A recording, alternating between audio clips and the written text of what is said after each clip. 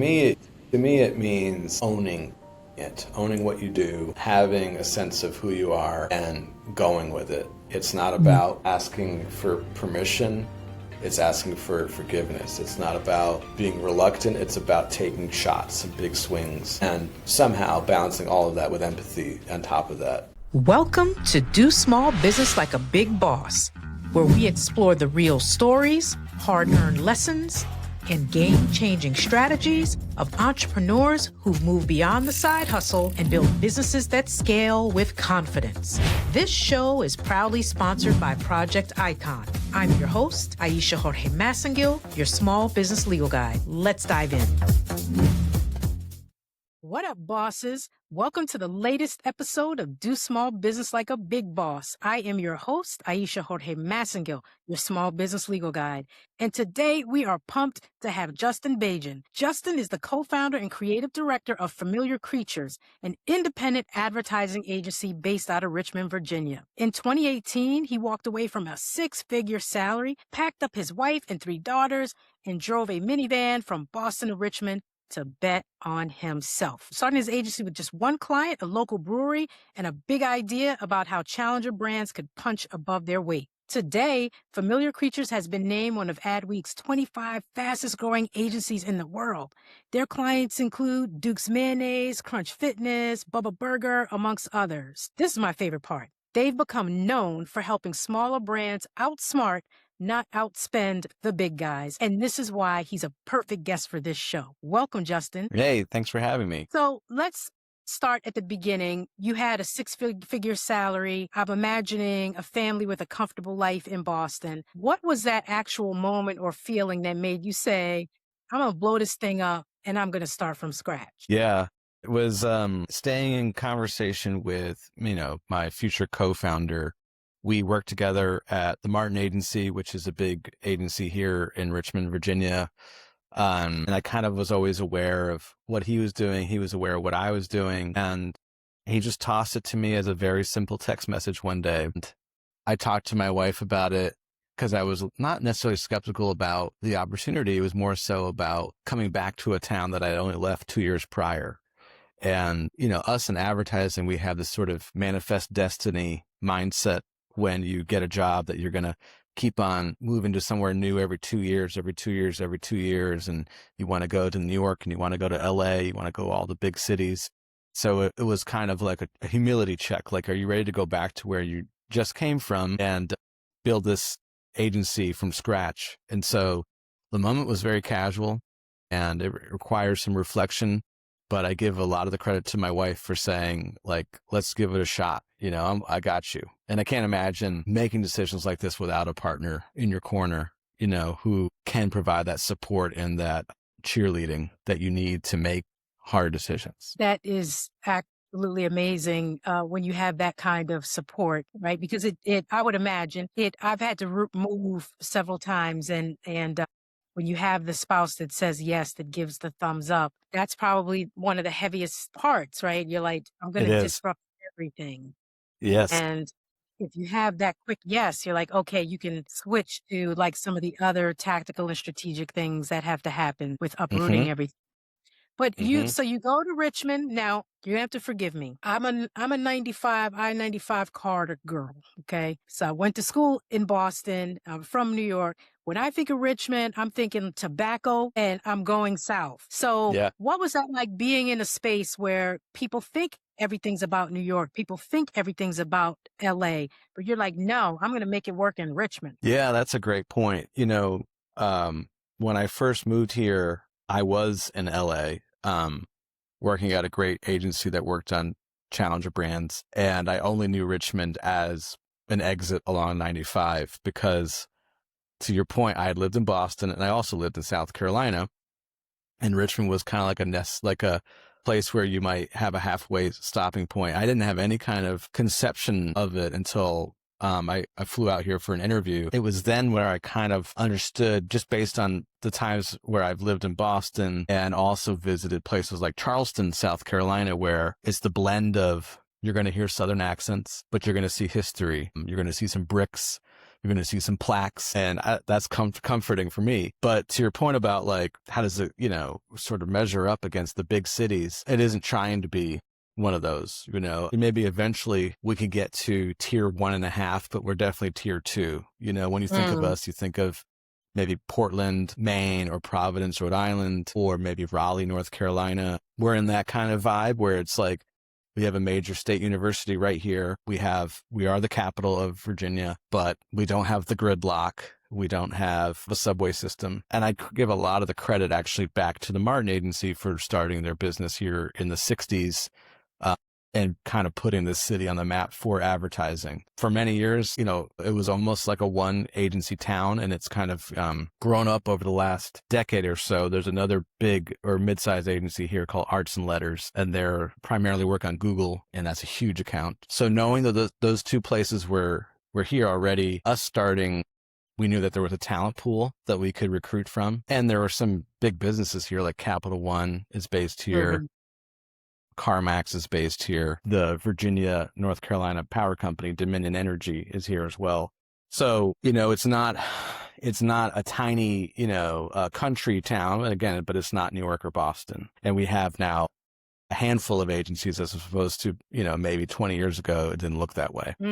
Yeah, I forgot to add the banks. In fairness to the good people of Richmond, and one of my really, really good friends lives there, and he's wonderful. He's a Virginian, he's a native. But you mentioned, okay, you moved to Richmond with just one client, and you just talked about another agency where Google is their anchor client. Can you talk about some of the risks and then some of the rewards of having that one anchor client that can mean so much to your business one way or the other? That's interesting. Yeah, it allows you to develop a very deep partnership because the need level is high on your side. You're pouring everything into it. If they're the major part of your P&L, you have to make it work hard. And it can't just be like, they're just one of the things that we do here. But the dangers are in this age of private equity and there could be some, changes that could be made. We've survived one of those actually with Duke's Manate, our largest client, probably cutting ahead for you in your questions to me. But, we started working with them in 2021. They were owned by a private equity firm in Charlotte called Falfurious Partners. And then last year they were acquired by a group called Advent. And now we've been working with them for a year since then, which is almost like a new day in some ways. And weirdly enough, our other biggest client, Crunch Fitness, was also sold last year, a month after Duke's, to another private equity firm. And so these are just things I just never ever thought about when I was in advertising school. When I was starting out in this business, it was just make cool work, see what happens. And now it's like you have to think about things like tariffs and the consumer confidence index and different economic forces that are really way beyond your control. And you got to figure out, can you pivot? Can you survive? Can you rise above those things and show value and worth despite outside forces that are beyond, what you can manipulate? So just pulling the string on that a little bit, after you make that first move and you have that one client, what was the financial reality in those early days, in those first few months? What did that look like from a financial perspective when everything was hinging on that one client? Yeah, it was a very interesting time because I grew up having a 401k and the benefits package and knowing the benefits person and the folks in HR, and everything's taken care of. You might have some minor squabbles and issues, but otherwise you're getting a steady paycheck twice a month, the second week of, the second Friday and the fourth Friday, whatever it may be. You get bonuses, and then starting your own thing, it was us taking a pot of money and writing a check to each other each time we got it, and just handing the paper check to each other. There really wasn't a financial drop off. I mean, it was two people splitting, the amount of money that eventually like a small agency would work on. So it actually was really good. It was more about later on. It was like when we want to scale, how are we going to do that and make sure it's equitable for everybody? And then also make sure that we're still paying ourselves a fair wage. And we still are not, I'm not market value. If you went on Glassdoor, we're not compensated that way through just actual salary, because we're trying to build something here, which is, thankfully I read books and stuff and talked to other business types, because again, these are things that I just had no wherewithal within working as a copywriter. That does not prepare you for being a small business owner. There's hardly any overlap. Right. And you touch on so many really important things there. Maybe I say really important because I know it was part of my own psychological process. The pivot from every 2 weeks, that money is going to be there. And the confidence that you had and the confidence that your wife had in you to say, we're going to go and we're going to give up comfort and bet on ourselves. Like, were there ever any moments where you were like, what the hell am I doing? Yeah. Yeah. Building the plane as you fly it. You could be one of the metaphors you could use. Fake it till you make it could be another metaphor you use. I mean, just learning that you need to get a business license, and, you need to make sure you have a CPA who's great, not just when it comes to tax time, but even when you're doing your articles of, incorporation. We're talking 2018. So there was no Claude. There was no Gemini to help you with this stuff. Yeah. Yeah, I'm trying to think of like a funny anecdote or something. I would say, for us, this might get so specific that hopefully it translates to everybody else. But in terms of figuring out what do our services cost, so we knew what it would cost to work at a huge advertising agency if you were a client. Okay. That's 400 people.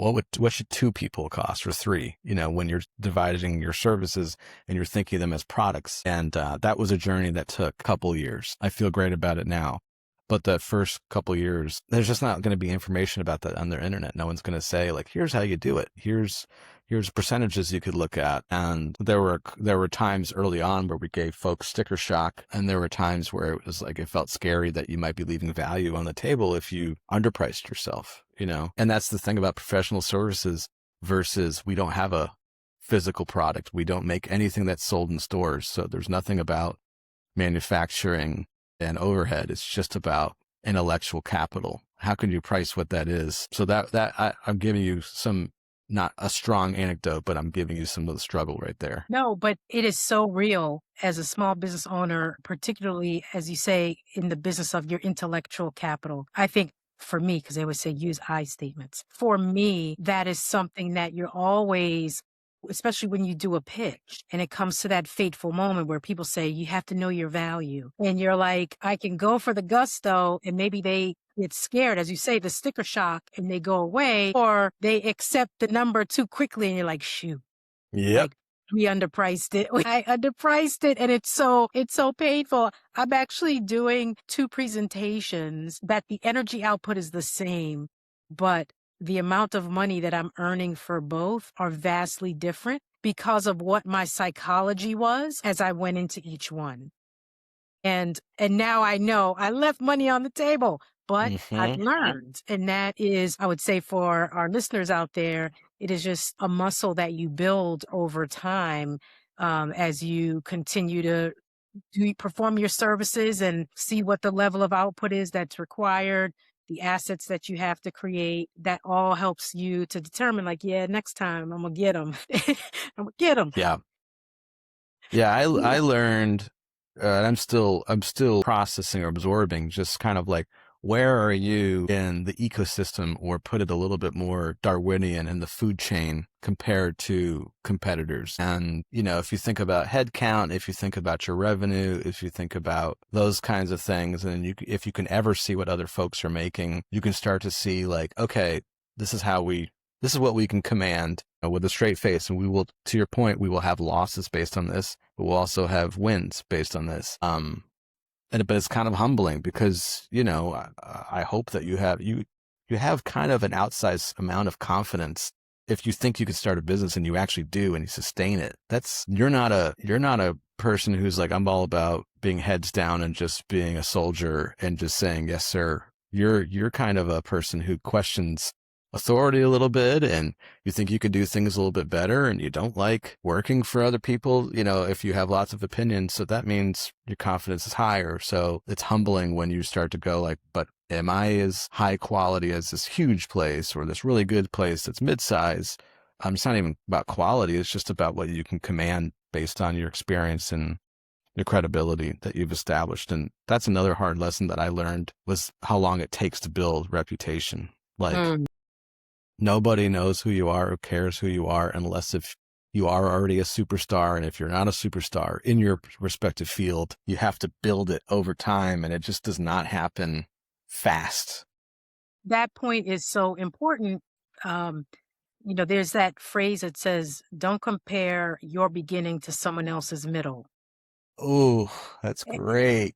And you see your competitors, you see the people out there doing the thing, but they've been doing the thing for a while. Yes. Doesn't mean you can't do the thing, but it takes a minute, as you said, to build up to that point. So I would say, I don't always say, somebody said it first, but it's one of my favorite quotes. Comparison is the thief of joy. Yes. And if you're experiencing joy in what you're doing, stop comparing yourself to someone else's middle when you're just beginning. Yes. Rating. Yes. It's so discouraging. Compare it against you, your best you. Yes.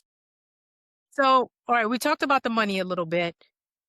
I want to talk about decision making in the context of a partnership, because you have a partner, you both in your business. How do you all approach decision making when you are aligned on something? How do you do decision making when you're not aligned? Like, who gets the tiebreaker to go forward if you don't agree? Tell me about that process. Yeah, I wish that we had something systematic. It's a vibes check each time. With the way that we divided up the business, he handles more of the finances and the operations side. He knows the money flowing in and out. I handle the business development networking side. So it's kind of like you're like a chief of one thing or two things, and you come in with what you think you should do, and the other person has to go like, okay, I can see that. Yeah, sure. Like, I empower you to do that. And then there's other decisions that have to be made, though, that are joint ones, to your point, that don't really impact either of those two spheres. So, I don't think there's ever been a time where there was some kind of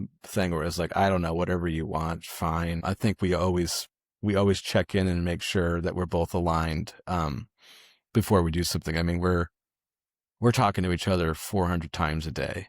We have an open office, layout here. So it's mostly over Slack messaging and then over some texting. And then sometimes it's taking walks or meeting off site, but we're always communicating. So little decisions are being made, fractions of a second. And, but maybe earlier on, we probably had more friction in those first few months as we were just trying to figure out the philosophy or point of view, like, what are we trying to do with this thing? So there were some more battles early on, and luckily we were so small, nobody really knew about those.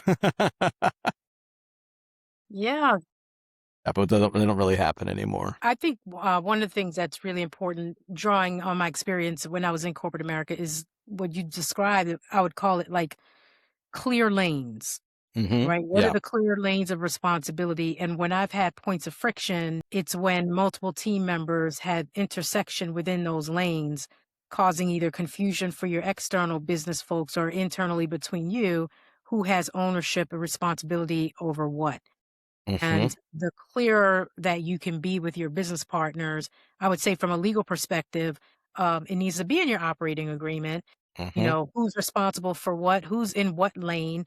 The clearer that you can be about that kind of stuff, it helps you with your decision making down the road. I want to take a commercial break to talk about something fun. Okay. Because you did an interview that just started to take me back, because it had these multiple clips of all these really great ads. It had the Budweiser frogs and the What's Up guys. And I just it was just transporting me back. And I just wanted to get can you tell us a little bit about the creative process? You get a new client that comes in, or one of your existing clients that wants to do a new campaign. What is that creative process like in terms of trying to source what they're trying to accomplish, and then what vision you all bring? Yeah. Great question. It's starting out smart, which is starting out with strategy. So you're taking into account what are you seeing out there in the consumer world? What do they like, or what do they need? What are their opinions? And that can go across many different methods. You could do interviews, you could do surveys, you can do desk research. Then you're talking about the categories. So what vertical is or industry is the brand in? What are they doing? What seems to be kind of the tropes and the themes that you see? Then you're looking at the kind of the culture at large, what's going on in the world today. And then what does your company do, your brand do, that is kind of their secret sauce, the white space that they occupy? Those are some of the like basic tenets for you to arrive at just a single-minded thought that can kind of galvanize everybody so they can think of fun, creative ideas. So it's strategy, and I could talk about that for hours, but once you have a great insight, a great kind of unlock strategically, then it's just coming up with lots of ideas. And the way it's done in advertising which has been like this since the 1950s, probably, is creative teams. So an art director and a writer staring at each other and coming up with ideas that are sometimes good, sometimes bad, sometimes they hope no one ever knows. And it's sharpening each other. It's go, okay, I could see that. What if you tried this? Or like, that's really good. Let's just start working on that now. Or like, that's bad, and then once they have those ideas, they bring them to the creative directors, which would be Dustin and I, and we start gauging them based on what would work well for the consumer, but then what can we really sell to the client that would be authentic to them. And yeah, we want to make sure there's a quality there that's great, would be something we'd be proudly demonstrating or displaying on our website. So it's not a very scientific thing. It's a lot more artful and organic, but the more you do it as a creative person, the more you can kind of see what can be fruitful and what seems like a dead end. And then as a creative director, you're just guiding them. You're not necessarily creating anymore. You're just guiding them in the right direction to then bring that expression back to the client. And here we love it, have our teams present to the clients with us there, as opposed to other places I've been where it's been like, you give your baby bird to the creative directors and you hope for the best. No, we like to have our folks be in that room and show the work with their true passion and conviction. So yeah, hopefully that answers what your question was there. Yeah, that I would imagine, that's showing buy-in to your team, Mm-hmm. confidence in them and giving them an opportunity to claim their work. I think Mm-hmm. some of the feedback that I've gotten being a little bit adjacent to those spaces is I will hear claims of like they are either misrepresenting my work or misrepresenting my work as their own, even though it's a team sport, but people like their credit, right? Mm-hmm. So it's great that you do that. I want to ask you about the decision to scale, because it's you and Dustin in the beginning. How big is your team now? Now we're like 10 folks. So what were some of the key decision points and how did you approach like, hey, we need to add on this person. We think that we have enough money to support this person. What was some of the thinking around that? Yeah, it was, we started out with one client, like you said, and within months we picked up a second client and we realized that it was getting difficult wearing all the hats. And so we thought about what's one function that would be great to empower someone else to take on. At that time, it was account management. So like handling the client relationship, on a day-to-day basis. It took a lot of thinking about just like, what kind of place do we want to build? We kept doing a lot of scenario plannings of like, okay, year 1, we want to look like this. Year 5, we want to look like this. Year 10. And we thought about the roles that would go along with each times of the timeline. We haven't done that in a few years because it's just hard to, especially in our business, driven by the economy so much, it's hard to say with certainty, here's what we're going to do in 5 years. It's more like, what are you going to do in 5 months, buddy? But, we were starting out. So it was looking at the resourcing of it all. It's like, okay, we have 2 clients. So we have this kind of, this income coming in. It seems like we could start building something with this income. And then we eventually won another client after that. And slowly but surely, we were building and building. Really, things changed in 2021. So that's 3 years later when we won Duke's and we won Crunch Fitness. And that's when we really realized we need to go from 3 or 4 people to like 5 or 6, which doesn't sound like much, but who are those strategic hires that will help take these new pieces of business forward. So yeah, I mean, we look at payroll and we look at revenue coming in and we try to make sure that the ratios are correct. We run lean. We always will be that way. I would say I'd rather have one less person than one more. And then, just like in any business, there's different cycles of busyness and the in-between times.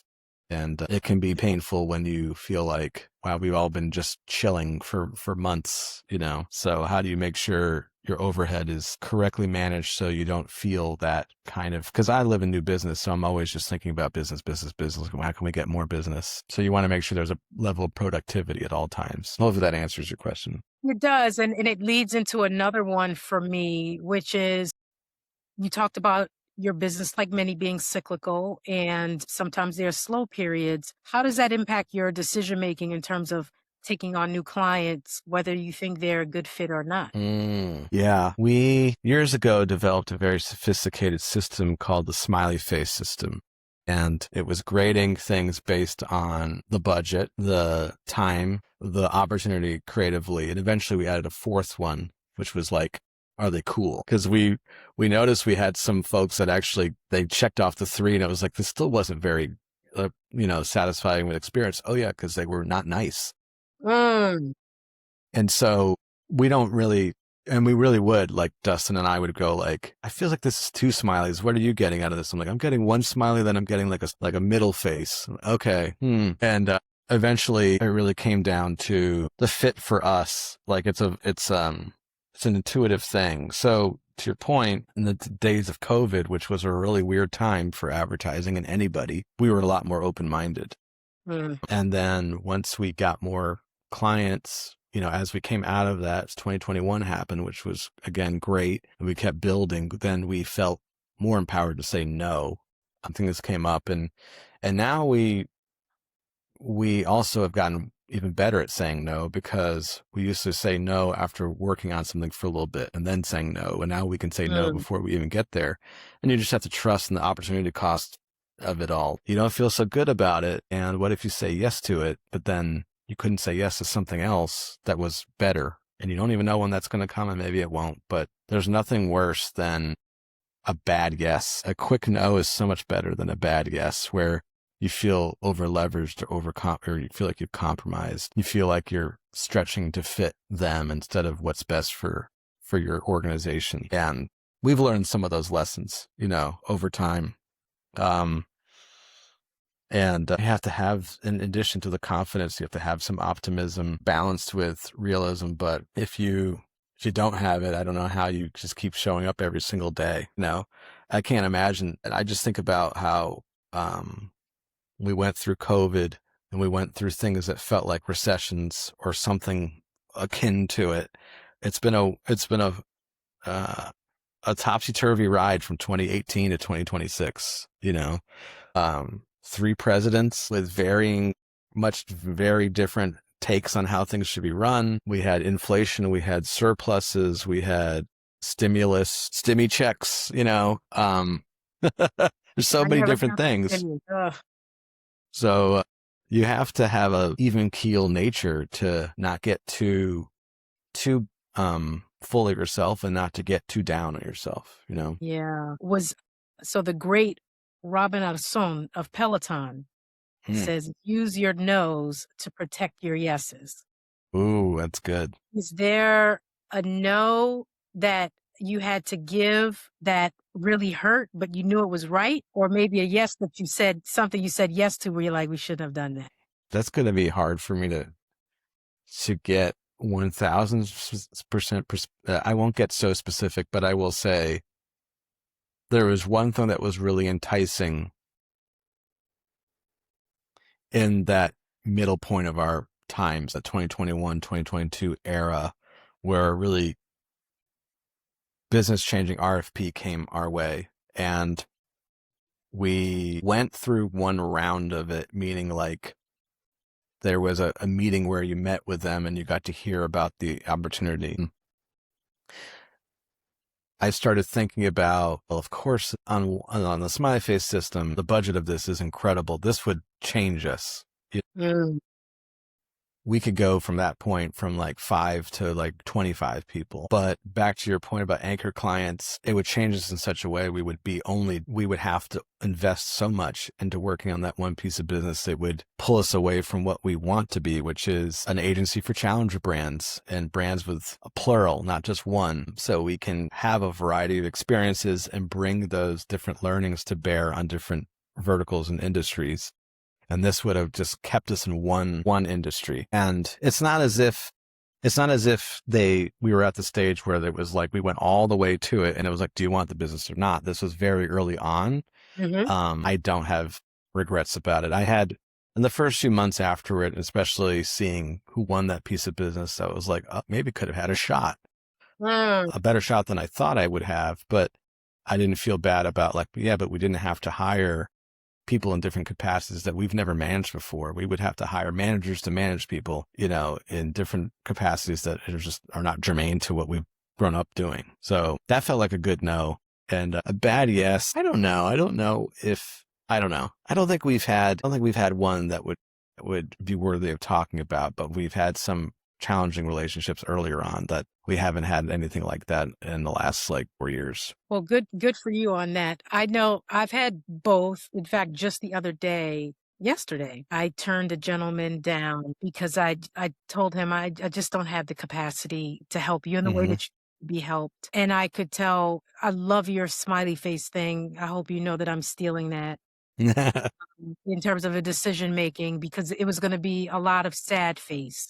It's going to be an energy suck. The money was going to be okay, but not great. And I had another occasion or two where I let my heart take over, and I'm like, they really need help, and I hated it. I hated every minute. I was like, I told a couple of my friends, if you hear me saying I'm taking that kind of work again, you have my permission to hit me in the throat, because I have no business being over here. Don't let me go over here. So, and I felt such a wash of relief to just say no. And that's when biblically they say the peace that surpasses all understanding. I just had a great amount of peace about it, and he took it well, and we're both the better for it. I'll say that part. So that's awesome. I want to pivot to this like fighter mentality. Like, you guys are small and scrappy. You may not be as resourced because you're better resourced than when you started, but you're perhaps not as well resourced as the big guys. What kind of mentality and approach do you take to continuing to thrive in your business against those big guys? Yeah. It's definitely just thinking about, what does a business really need in terms of the clients that we service? What do they really need to move and grow up fast? Like Duke's Mayonnaise, we help them become the fastest growing mayonnaise, in the category. Us, like when we were 5 or 6 people all the way till now we're 10 people, we did that. You would think that would come from a huge, place or a big place to get them to that level, or to help them be sold for $1.5 billion last year, like they were to the private equity firm. But what you learn is that intelligence and intuition are superpowers, and you have to trust in your gut and making decisions quickly based on experience. And so we just have learned, like, brands don't need armies. They just need some specialists who, I don't want it to be military minded here, but just folks that have been there before that can act with, precision, like targeting. It's not about bodies. It's about getting smart folks together who have been there. So yeah, nothing now really rattles us in terms of taking on a new client, because we know we've been there and we've done it for great brands in the past. And we work in challenger brands. So we do like the odds and we like the stakes, like I like a challenge. There's not much I can point to that I would say like, oh, that was just easy. We just got it done in a day and didn't think much about it. It was like everything involved some obstacle to overcome. And yeah, might think like our size could be an obstacle, but I think it's a strength for us. And it's actually made me think back to what I said earlier about like, oh, at 1 year we want to be here, 5 years and 10 years we want to be here. We're coming up on our 8th anniversary, and I'm excited about nerdy things like incremental growth, and not as much excited about or pushing towards scaling X, 20X, whatever, because I want to make sure the quality level is maintained and it's not just a numbers game, you know? I love that. Brands don't need armies. You don't need armies in your business to grow and to be successful and to be sustainable and to be financially healthy. That is absolutely wonderful. All right, Justin, I just got a couple more questions for you. Then I'll Okay. let you get here. When you hear the phrase, do small business like a big boss, what does that mean to you? To me, it means owning it, owning what you do, having a sense of who you are and going with it. It's not about asking for permission. It's asking for forgiveness. It's not about being reluctant. It's about taking shots and big swings and somehow balancing all of that with empathy on top of that. I think we've had some cartoon-like examples of what it means to be someone like that, you know, in the last few decades. And I'm not sure how many great role models we have anymore, because I feel like as soon as you think someone's interesting, you find out they're embroiled in some scandal. Right. So then you just have to not, like you mentioned about comparison, you have to not just look outside there, and you have to say, like, what do I have within me that is a superpower, and how do I bring that to bear? It's a journey. It's a process. It probably requires maybe some therapy and maybe some executive coaching to get you there. And I highly recommend both those things, because those can also find the strengths that are within you that you might have not known were there, or you might have underrated. Heard him. You're a shot caller, a baller. Start going into lyrics, the hip hop lyrics. Where can the people find you, Justin? A variety of places. LinkedIn, I post there pretty frequently. You just look up my name, Justin Bajan. Our agency's website is familiarcreatures.com. We're very up to date on that. And then, you know, I'm still on X. I'm very quiet there. You can look me up there. And then maybe you could look at us on Instagram as well. Familiar Creatures on Instagram. We post pretty frequently there as well. So those are some places that you could find me and my agency. Awesome. All right. Well, bosses, if this episode brought you any kind of value, please do all the things. Make sure you like it and you comment and you subscribe. That really helps the podcast grow and bring the message out to a lot of other people. And most importantly, and as always, build that dream messy, build it scared, but just don't build it small. We'll see you next time. Thank you.